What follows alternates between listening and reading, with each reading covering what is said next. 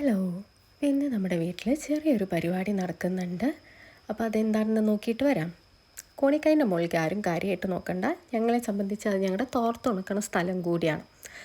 അപ്പോൾ നമ്മുടെ വീട്ടിൽ നിന്ന് ഇന്നിപ്പോൾ അച്ഛനും ബാക്കി കുറച്ച് കുടുംബക്കാരെല്ലാവരും കൂടിയിട്ട് ശബരിമലയ്ക്ക് പോവുകയാണ്. അപ്പോൾ അതിന് വേണ്ടിയിട്ട് ഇതാ മൺചേച്ചിയും ലച്ചുവും സിദ്ധൂട്ടനൊക്കെ വന്നു. അച്ഛൻ പൂജകൾ തുടങ്ങി, കുട്ടിയെടുത്തി വന്നു. അപ്പോഴത്തേക്കും അങ്ങനെ എല്ലാം ഇങ്ങനെ ഓരോന്നോരോന്നായിട്ട് ഇങ്ങനെ സെറ്റായി വരുന്നു. ഇതാ കുട്ടിപ്പട്ടാളങ്ങളെല്ലാവരും എത്തിയിട്ടുണ്ട്. ഗുരുസ്വാമി വന്നു.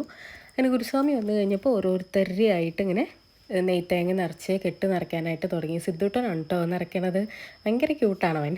അവനെ കഴിഞ്ഞ ആഴ്ച വരെ അവൻ്റെ ഫേവറേറ്റ് ഗോഡ് നരസിംഹമൂർത്തിയാണ്. ഇപ്പോൾ ഈ ആഴ്ച മുതൽ അത് ഹനുമാൻ സ്വാമി ആയിട്ടുണ്ട്.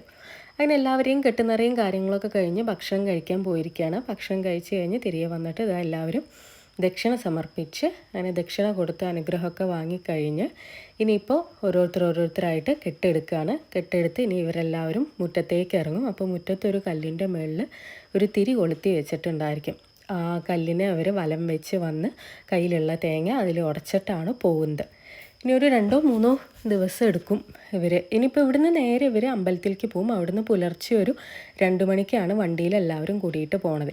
തിരികെ വരുമ്പോഴും ഇതുപോലെ കല്ലിൻ്റെ മുകളിൽ നമ്മൾ തിരി കൊളുത്തി വയ്ക്കും. ഇവരെല്ലാവരും ഇതുപോലെ വന്ന് 3 വട്ടം വലം വെച്ചതിന് ശേഷം നാളികേരം എറിഞ്ഞു കൊടുക്കും. വിഘ്നങ്ങളെല്ലാം മാറാൻ വേണ്ടിയിട്ടാണ് ഇത് ചെയ്യണമെന്നാണ് പറഞ്ഞു തന്നിട്ടുള്ളത്.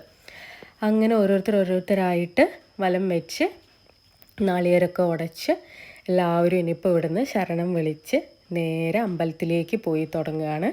നമ്മളാണെങ്കിൽ ബാക്കിയുള്ള നമ്മളെല്ലാവരും വീട്ടിലെ ബാക്കി എല്ലാ ഒതുക്കലും ഇതെല്ലാം കഴിഞ്ഞിട്ട് ഇവരെ വരവിനായി